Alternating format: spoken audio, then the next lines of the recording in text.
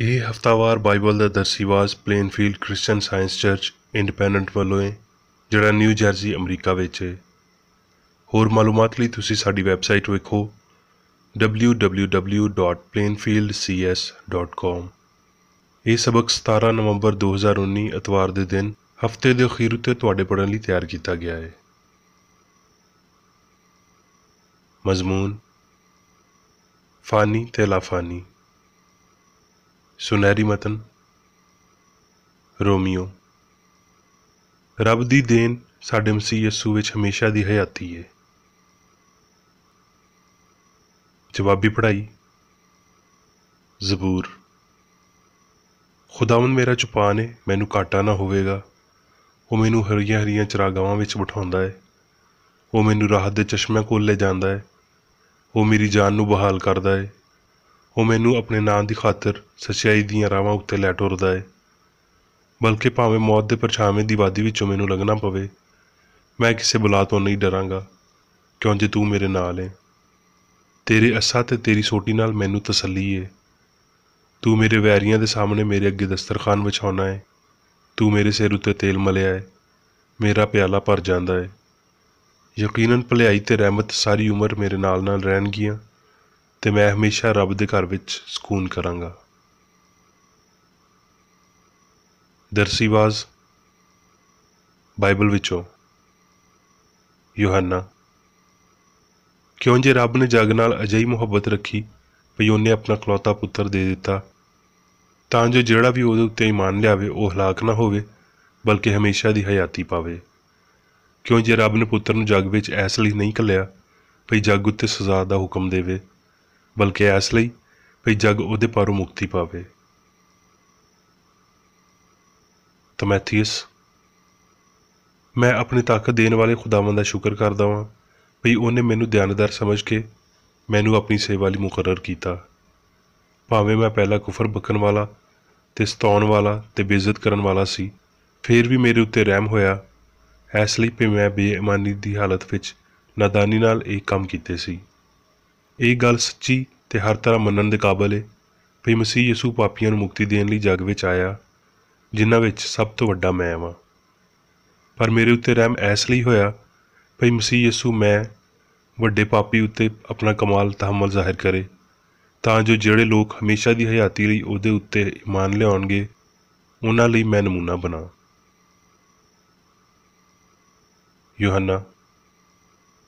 ਯਸੂ ਨੇ ਆਖਿਆ, ਚੰਗਾ ਚਰਵਾਹਾ ਮੈਂ ਆ, ਮੇਰੀਆਂ ਭੇਡਾਂ ਮੇਰੀ ਆਵਾਜ਼ ਸੁਣਦੀਆਂ ਨੇ ਤੇ ਮੈਂ ਉਹਨਾਂ ਨੂੰ ਜਾਣਦਾ ਹਾਂ, ਤੇ ਉਹ ਮੇਰੇ ਮਗਰ ਮਗਰ ਟੁਰਦੀਆਂ ਨੇ, ਤੇ ਮੈਂ ਉਹਨਾਂ ਨੂੰ ਹਮੇਸ਼ਾ ਦੀ ਹਯਾਤੀ ਦੇਣਾ ਵਾਂ, ਤੇ ਉਹ ਹਮੇਸ਼ਾ ਤੀਕਰ ਕਦੀ ਹਲਾਕ ਨਾ ਹੋਣਗੀਆਂ, ਤੇ ਕੋਈ ਉਹਨਾਂ ਨੂੰ ਮੇਰੇ ਹੱਥੋਂ ਖੋਹ ਨਾ ਲਵੇਗਾ। ਮੇਰਾ ਪਿਓ ਜਿੰਨੇ ਉਹ ਮੈਨੂੰ ਦਿੱਤੀਆਂ ਨੇ ਸਭ ਤੋਂ ਵੱਡਾ ਹੈ, ਤੇ ਕੋਈ ਉਹਨਾਂ ਨੂੰ ਪਿਓ ਦੇ ਹੱਥੋਂ ਖੋਹ ਨਹੀਂ ਸਕਦਾ। ਮੈਂ ਤੇ ਪਿਓ ਇੱਕ ਵਾਂ।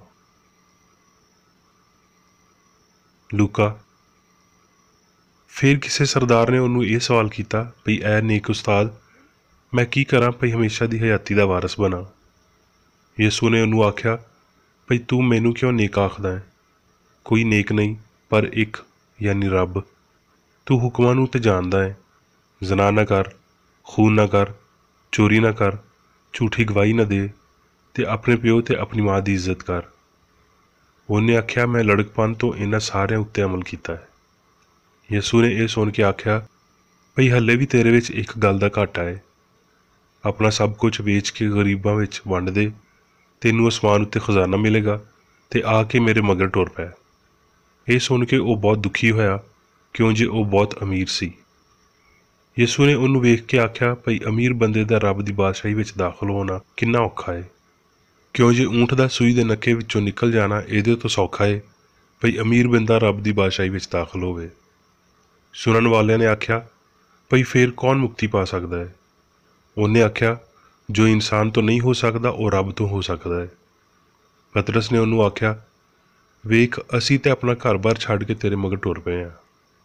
ਉਹਨੇ ਉਹਨਾਂ ਨੂੰ ਆਖਿਆ, ਮੈਂ ਤੁਹਾਨੂੰ ਸੱਚ ਆਖਦਾ ਵਾਂ ਭਈ ਕੋਈ ਅਜਿਹਾ ਨਹੀਂ ਜਿਹਨੇ ਘਰ ਜਾਂ ਬੁੱਢੀ ਜਾਂ ਭਰਾਵਾਂ ਜਾਂ ਮਾਂ-ਪਿਓ ਜਾਂ ਬੱਚਿਆਂ ਨੂੰ ਰੱਬ ਦੀ ਬਾਦਸ਼ਾਹੀ ਲਈ ਛੱਡ ਦਿੱਤਾ ਹੋਵੇ, ਤੇ ਇਸ ਜ਼ਮਾਨੇ ਵਿੱਚ ਕਈ ਗੁਣਾ ਬਹੁਤਾ ਨਾ ਪਾਵੇ, ਤੇ ਆਉਣ ਵਾਲੇ ਜਹਾਨ ਵਿੱਚ ਹਮੇਸ਼ਾ ਦੀ ਹਯਾਤੀ। ਮੱਤੀ।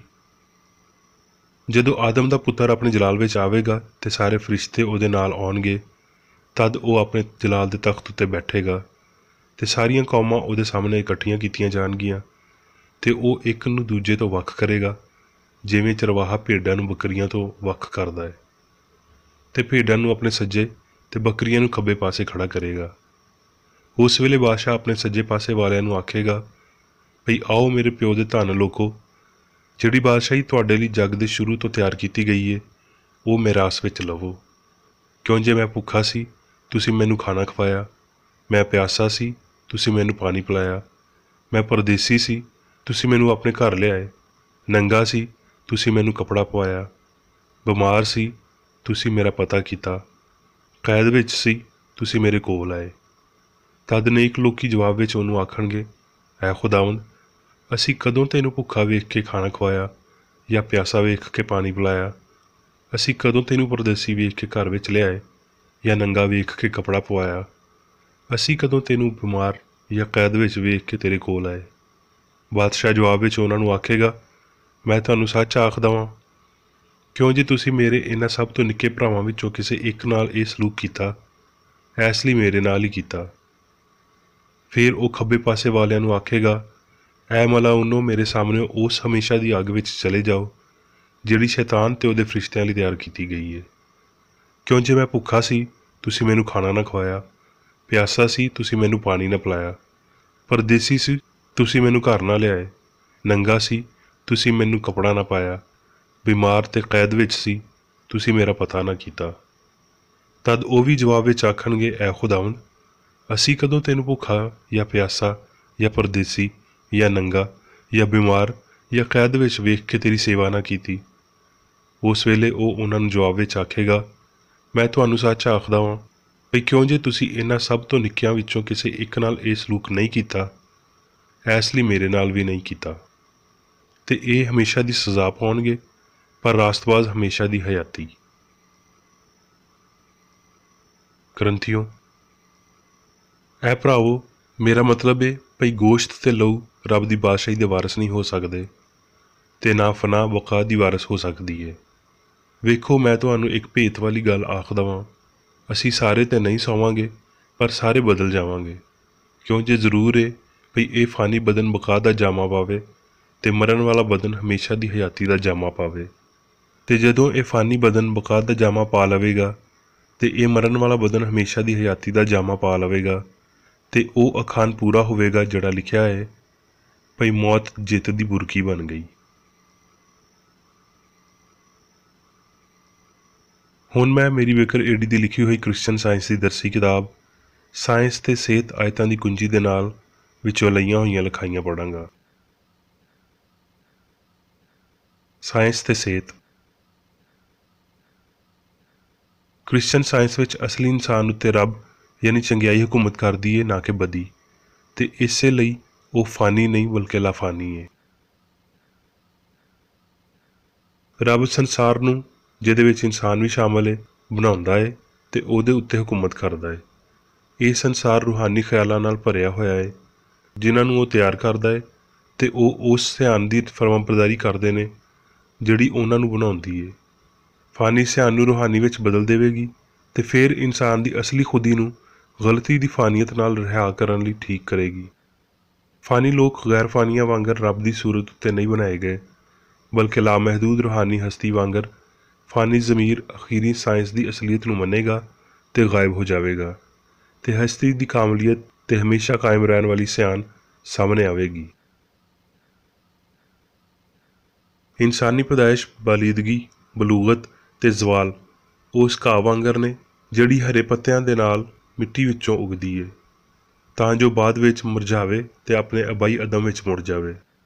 ਇਹ ਫਾਨੀ ਇਜ਼ਹਾਰ ਆਰਜ਼ੀ ਹੈ, ਇਹ ਲਾਫਾਨੀ ਹਸਤੀ ਵਿੱਚ ਕਦੀ ਜੁੜ ਨਹੀਂ ਸਕਦਾ, ਬਲਕਿ ਆਖਰਕਾਰ ਖ਼ਤਮ ਹੋ ਜਾਂਦਾ ਹੈ, ਤੇ ਫਾਨੀ ਇਨਸਾਨ ਨੂੰ ਰੂਹਾਨੀ, ਅਬਦੀ ਤੇ ਅਸਲੀ ਇਨਸਾਨ ਹੀ ਸਮਝਿਆ ਜਾਂਦਾ ਹੈ। ਬਸ਼ਰ ਲਾਫਾਨੀਆਂ ਦੇ ਫਰੇਬ ਨੇ, ਉਹ ਬਦਕਿਰਦਾਰਾਂ ਜਾਂ ਬਦਾਂ ਦੇ ਬਾਲ ਨੇ, ਜਿਹਦੇ ਤੋਂ ਇਹ ਜ਼ਾਹਿਰ ਹੁੰਦਾ ਹੈ ਕਿ ਇਨਸਾਨ ਮਿੱਟੀ ਤੋਂ ਸ਼ੁਰੂ ਹੋਇਆ ਜਾਂ ਮਾਦੀ ਐਂਬਰੀਓ ਦੇ ਤੌਰ 'ਤੇ ਪੈਦਾ ਹੋਇਆ ਹੈ। ਇਲਾਹੀ ਸਾਇੰਸ ਵਿੱਚ ਰੱਬ ਤੇ ਅਸਲੀ ਇਨਸਾਨ ਇਲਾਹੀ ਅਸੂਲ ਤੇ ਖਿਆਲ ਵਾਂਗਰ ਗੈਰ ਮੁਨਫਿਕ ਨੇ। ਰੱਬ ਇਨਸਾਨ ਦਾ ਅਸੂਲ ਹੈ ਤੇ ਇਨਸਾਨ ਰੱਬ ਦਾ ਖਿਆਲ ਹੈ। ਇਸ ਲਈ ਇਨਸਾਨ ਨਾ ਫਾਨੀ ਹੈ ਨਾ ਮਾਦੀ। ਫਾਨੀ ਗਾਇਬ ਹੋ ਜਾਣਗੇ ਤੇ ਲਾਫਾਨੀ ਜਾਂ ਰੱਬ ਦੇ ਪੁੱਤਰ ਇਨਸਾਨ ਦੀ ਕੱਲੀ ਤੇ ਅਬਦੀ ਸੱਚਾਈਆਂ ਦੇ ਤੌਰ ਤੇ ਸਾਹਮਣੇ ਆਉਣਗੇ। ਫਾਨੀ ਬਸ਼ਰ ਰੱਬ ਦੇ ਸੁੱਟੇ ਹੋਏ ਪੁੱਤਰ ਨਹੀਂ। ਉਹ ਕਦੀ ਵੀ ਹਸਤੀ ਦੀ ਕਾਮਲ ਹਾਲਤ ਵਿੱਚ ਨਹੀਂ ਸੀ ਜਿਹਨੂੰ ਬਾਅਦ ਵਿੱਚ ਦੁਬਾਰਾ ਹਾਸਲ ਕੀਤਾ ਜਾ ਸਕਦਾ ਹੈ। ਫਾਨੀ ਤਾਰੀਖ ਦੇ ਸ਼ੁਰੂ ਤੋਂ ਉਹਨਾਂ ਨੇ ਬਦੀ ਵਿੱਚ ਹਾਲਤ ਫੜੀ ਤੇ ਪਾਪ ਵਿੱਚ ਆਪਣੀ ਮਾਂ ਦੇ ਢਿੱਡ ਵਿੱਚ ਆਏ। ਅਖੀਰੀ ਫਾਨੀਅਤ ਨੂੰ ਗੈਰ ਫਾਨੀਅਤ ਦੇ ਰਾਹੀਂ ਮੁਕਾ ਦਿੱਤਾ ਜਾਂਦਾ ਹੈ। ਜਿਹੜੇ ਹਕਾਇਕ ਗੈਰ ਫਾਨੀ ਇਨਸਾਨ ਨਾਲ ਤਾਲੁਕ ਰੱਖਦੇ ਨੇ ਉਹਨਾਂ ਨੂੰ ਥਾਂ ਦੇਣ ਲਈ ਪਾਪ, ਬਿਮਾਰੀ ਤੇ ਮੌਤ ਨੂੰ ਗਾਇਬ ਹੋਣਾ ਚਾਹੀਦਾ ਹੈ। ਰੱਬ ਦੇ ਲੋਕਾਂ ਦੇ ਬਾਰੇ ਨਾ ਕਿ ਇਨਸਾਨ ਦੇ ਬੱਚਿਆਂ ਦੇ ਬਾਰੇ ਗੱਲ ਕਰਦਿਆਂ ਹੋਏ ਯਿਸੂ ਨੇ ਆਖਿਆ, ਰੱਬ ਦੀ ਬਾਦਸ਼ਾਹੀ ਤੁਹਾਡੇ ਵਿਚਕਾਰ ਹੈ, ਯਾਨੀ ਸੱਚਾਈ ਤੇ ਪਿਆਰ ਅਸਲੀ ਇਨਸਾਨ ਉੱਤੇ ਹਕੂਮਤ ਕਰਦੀ ਹੈ। ਇਹ ਜ਼ਾਹਿਰ ਕਰਦਿਆਂ ਹੋਏ ਭਈ ਇਨਸਾਨ ਰੱਬ ਦੀ ਸੂਰਤ ਉੱਤੇ ਬੇਗੁਨਾਹ ਤੇ ਅਬਦੀ ਹੈ। ਤਰੱਕੀ ਤਜਰਬੇ ਨਾਲ ਪੈਦਾ ਹੁੰਦੀ ਹੈ।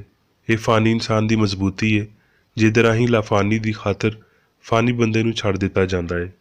ਭਾਵੇਂ ਇੱਥੇ ਜਾਂ ਇਹਦੇ ਬਾਅਦ ਤਕਲੀਫਾਂ ਜਾਂ ਸਾਇੰਸ ਨੂੰ ਹਯਾਤੀ ਤੇ ਸਿਆਣ ਦੇ ਬਾਰੇ ਸਾਰੇ ਭਰਮਾਂ ਨੂੰ ਮੁਕਾ ਦੇਣਾ ਚਾਹੀਦਾ ਹੈ ਤੇ ਮਾਦੀ ਸਿਆਣ ਤੇ ਖੁਦੀ ਨੂੰ ਨਵੇਂ ਸਿਰੇ ਤੋਂ ਪੈਦਾ ਕਰਨਾ ਚਾਹੀਦਾ ਹੈ। ਪੁਰਾਣੀ ਇਨਸਾਨੀਅਤ ਨੂੰ ਉਹਦੇ ਕੰਮਾਂ ਦੇ ਨਾਲ ਮਨਸੂਖ ਕਰ ਦੇਣਾ ਚਾਹੀਦਾ ਹੈ। ਕੋਈ ਵੀ ਨਫਸ ਪ੍ਰਸਤੀ ਜਾਂ ਪਾਪ ਆਲੂਦ ਸ਼ੈ ਫਾਨੀ ਨਹੀਂ ਹੈ। ਇਹ ਮਾਦੇ ਦੀ ਮੌਤ ਨਹੀਂ ਬਲਕਿ ਝੂਠੇ ਮਾਦੀ ਫਹਿਮ ਤੇ ਪਾਪ ਦੀ ਮੌਤ ਹੀ ਹੈ ਜਿਹਨੂੰ ਇਨਸਾਨ ਤੇ ਹਯਾਤੀ ਹਮ ਆਹੰਗ, ਅਸਲੀ ਤੇ ਅਬਦੀ ਜ਼ਾਹਿਰ ਕਰਦੇ ਨੇ। ਮੌਤ ਦਾ ਡੰਗ ਪਾਪ ਹੈ ਤੇ ਪਾਪ ਦਾ ਜ਼ੋਰ ਸ਼ਰੀਅਤ ਹੈ। ਫਾਨੀ ਅਕੀਦੇ ਦੀ ਸ਼ਰੀਅਤ ਜਿਹੜੀ ਲਾਫਾਨੀ ਹਯਾਤੀ ਦੀਆਂ ਹਕੀਕਤਾਂ ਦੇ ਨਾਲ ਜੰਗ ਕਰਦੀ ਏ, ਇੱਥੇ ਤੀਕਰ ਵੀ ਰੂਹਾਨੀ ਸ਼ਰੀਅਤ ਦੇ ਨਾਲ ਕਬਰ ਨੂੰ ਆਖਦੀ ਏ, ਤੇਰੀ ਜਿੱਤ ਕਿੱਥੇ ਰਹੀ। ਪਰ ਜਦੋਂ ਇਹ ਫਾਨੀ ਬਦਨ ਬਕਾ ਦਾ ਜਾਮਾ ਪਾ ਲਵੇਗਾ ਤੇ ਇਹ ਮਰਨ ਵਾਲਾ ਬਦਨ ਹਮੇਸ਼ਾ ਦੀ ਹਯਾਤੀ ਦਾ ਜਾਮਾ ਪਾ ਲਵੇਗਾ ਤੇ ਉਹ ਅਖਾਨ ਪੂਰਾ ਹੋਵੇਗਾ ਭਈ ਮੌਤ ਜਿੱਤ ਦੀ ਬੁਰਕੀ ਬਣ ਗਈ। ਇੱਕ ਵੱਡੀ ਰੂਹਾਨੀ ਅਸਲੀਅਤ ਸਾਹਮਣੇ ਲਿਆਈ ਜਾਣੀ ਚਾਹੀਦੀ ਹੈ ਭਈ ਇਨਸਾਨ ਕਾਮਲ ਤੇ ਲਾਫਾਨੀ ਹੋਵੇਗਾ ਨਹੀਂ ਬਲਕਿ ਹੈ। ਸਾਨੂੰ ਵਜੂਦੀਅਤ ਦੇ ਸ਼ਾਉਰ ਨੂੰ ਹਮੇਸ਼ਾ ਕਾਇਮ ਰੱਖਣਾ ਚਾਹੀਦਾ ਹੈ ਤੇ ਛੇਤੀ ਨਾਲ ਜਾਂ ਦੇਰ ਨਾਲ ਮਸੀਹ ਤੇ ਕ੍ਰਿਸਚਨ ਸਾਇੰਸ ਦੇ ਰਾਹੀਂ ਪਾਪ ਤੇ ਮੌਤ ਉੱਤੇ ਚੌਧਰੀ ਹੋਣਾ ਚਾਹੀਦਾ ਹੈ। ਜਦੋਂ ਮਾਦੀ ਹਕਾਇਕ ਨੂੰ ਤਰਕ ਕੀਤਾ ਜਾਂਦਾ ਹੈ ਤੇ ਹਸਤੀ ਦੀਆਂ ਗੈਰ ਫਾਨੀ ਹਕੀਕਤਾਂ ਨੂੰ ਕਬੂਲ ਕਰ ਲਿਆ ਜਾਂਦਾ ਹੈ ਤੇ ਇਨਸਾਨ ਦੀ ਲਾਫਾਨੀਅਤ ਦੀ ਵਜ਼ਾਹਤ ਹੋਰ ਸਾਹਮਣੇ ਆ ਜਾਂਦੀ ਹੈ। ਹਯਾਤੀ ਹਮੇਸ਼ਾ ਦੀ ਹੈ, ਸਾਨੂੰ ਇਹ ਲੱਭਣੀ ਚਾਹੀਦੀ ਹੈ ਤੇ ਇਹਦੇ ਤੋਂ ਇਜ਼ਹਾਰ ਨੂੰ ਸ਼ੁਰੂ ਕਰਨਾ ਚਾਹੀਦਾ ਹੈ। ਹਯਾਤੀ ਤੇ ਚੰਗਿਆਈ ਲਾਫਾਨੀ ਨੇ ਤੇ ਆਓ ਅਸੀਂ ਵਜੂਦੀਅਤ ਦੇ ਬਾਰੇ ਆਪਣੇ ਖਿਆਲਾਂ ਨੂੰ ਉਮਰ ਤੇ ਖੌਫ ਦੀ ਬਜਾਏ ਪਿਆਰ, ਤਾਜ਼ਗੀ ਤੇ ਲਗਾਤਾਰੀ ਦੇ ਨਾਲ ਬਣਾਈਏ। ਖੂਬਸੂਰਤੀ ਇਹਦੇ ਨਾਲ ਸੱਚਾਈ ਵੀ ਹਮੇਸ਼ਾ ਦੇ ਨੇ, ਪਰ ਮਾਦੀ ਸ਼ੈਵਾਂ ਦੀ ਖੂਬਸੂਰਤੀ ਫਾਨੀ ਯਕੀਨ ਵਾਂਗਰ ਧੁੰਦਲਾਉਂਦਿਆਂ ਹੋਏ ਤੇ ਆਰਜ਼ੀ ਹੁੰਦਿਆਂ ਹੋਏ ਮੁੱਕ ਜਾਂਦੀ ਏ। ਰਿਵਾਜ, ਤਾਲੀਮ ਤੇ ਫੈਸ਼ਨ ਇਨਸਾਨਾਂ ਦੇ ਆਰਜ਼ੀ ਮਿਆਰ ਬਣਾਉਂਦੇ ਨੇ। ਲਾਫਾਨੀਅਤ ਉਮਰ ਤੇ ਫਨਾ ਪਜ਼ੀਰੀ ਤੋਂ ਬਚਦਿਆਂ ਹੋਏ ਆਪਣਾ ਜਲਾਲ ਆਪ ਯਾਨੀ ਰੂਹ ਦੀ ਚਮਕ ਰੱਖਦੀ ਏ।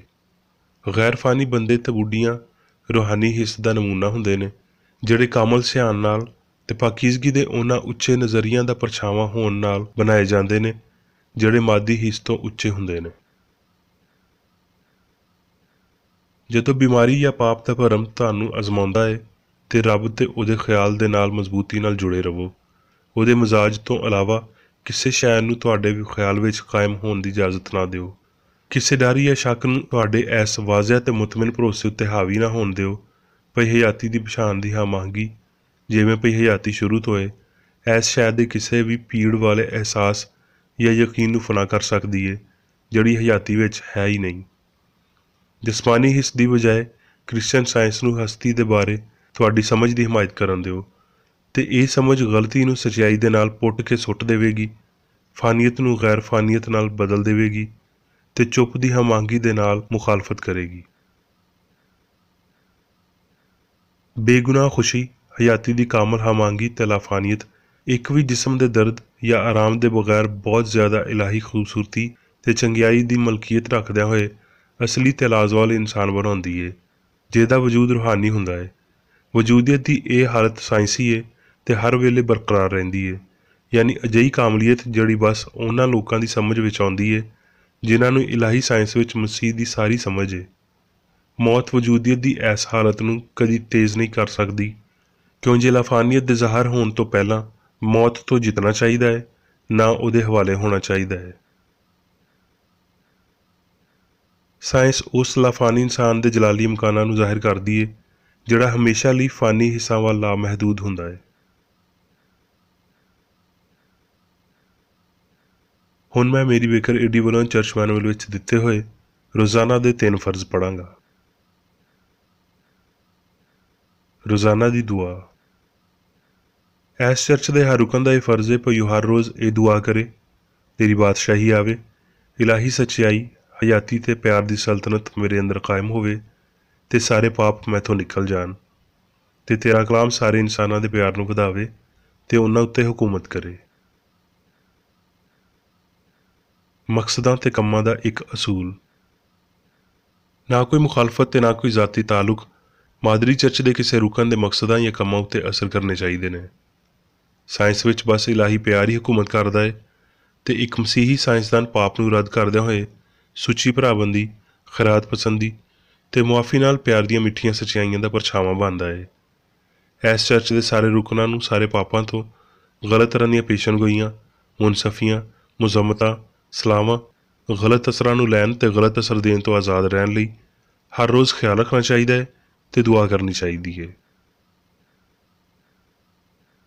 ਫਰਜ਼ ਲਈ ਚੁਸਤੀ। ਇਸ ਚਰਚ ਦੇ ਹਰ ਰੁਕਨ ਦਾ ਇਹ ਫਰਜ਼ ਹੈ ਭਈ ਹਰ ਰੋਜ਼ ਜਾਰਹਾਨਾ ਜ਼ਹਿਨੀ ਸਲਾਹਾਂ ਦੇ ਖਿਲਾਫ ਆਪਣੇ ਆਪ ਨੂੰ ਤਿਆਰ ਰੱਖੇ ਤੇ ਰੱਬ, ਆਪਣੇ ਕਾਇਦ ਤੇ ਇਨਸਾਨਾਂ ਲਈ ਆਪਣੇ ਫਰਜ਼ਾਂ ਨੂੰ ਨਾ ਕਦੀ ਭੁੱਲੇ ਤੇ ਨਾ ਕਦੀ ਨਜ਼ਰਅੰਦਾਜ਼ ਕਰੇ।